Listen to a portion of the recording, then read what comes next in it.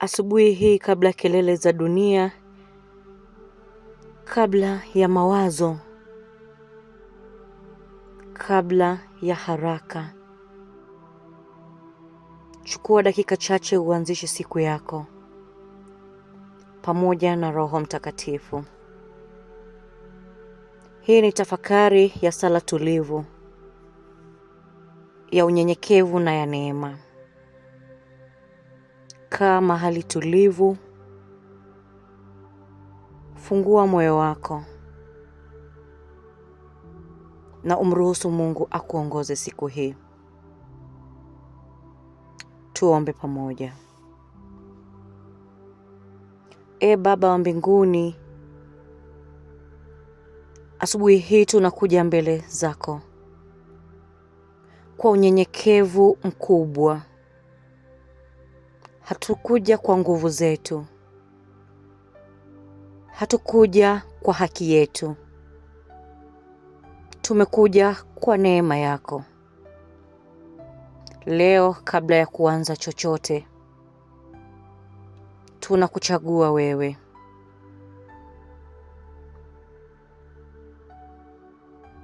Roho Mtakatifu, tunakukaribisha sasa. Ingia katika mawazo yetu, ingia katika mioyo yetu, ingia katika siku yetu. Tufundishe kutembea polepole mbele zako. Tufundishe kusikia sauti yako. Tufundishe kuanza kila jambo na wewe. Bwana, kama kuna mzigo moyoni, tunaweka chini sasa. Kama kuna hofu ya kesho, tunayachilia mikononi mwako. Kama kuna maumivu ya jana, tunakuomba uyaponye. Leo hatutaki kuongozwa na haraka. Hatutaki kuongozwa na hofu. Tunataka kuongozwa na Roho wako. Roho Mtakatifu, uwe mwongozo wetu leo. Utuonyeshe ni lini tusonge mbele, ni lini tusimame.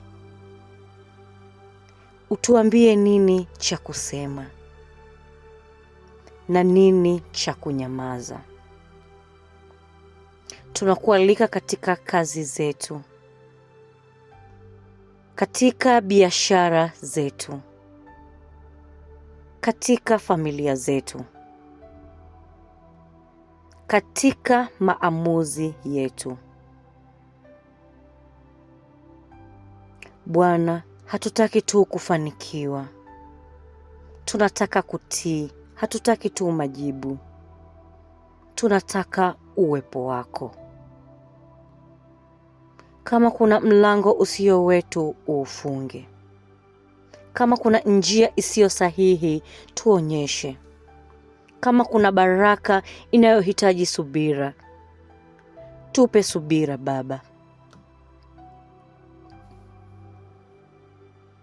Roho wa Mungu, tukumbushe leo kuwa hatuko peke yetu. Tunapotetemeka, wewe ni nguvu. Tunapochanganyikiwa, wewe ni amani.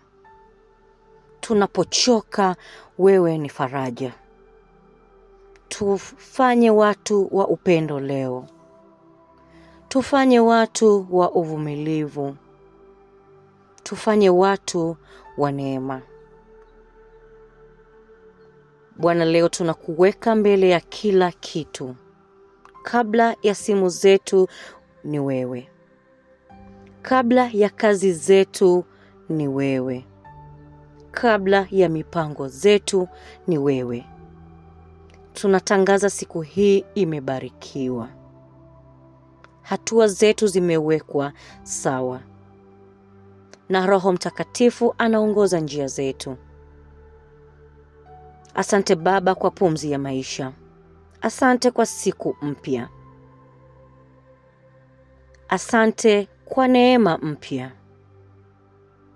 Roho Mtakatifu, endelea kukaa nasi siku nzima. Amina.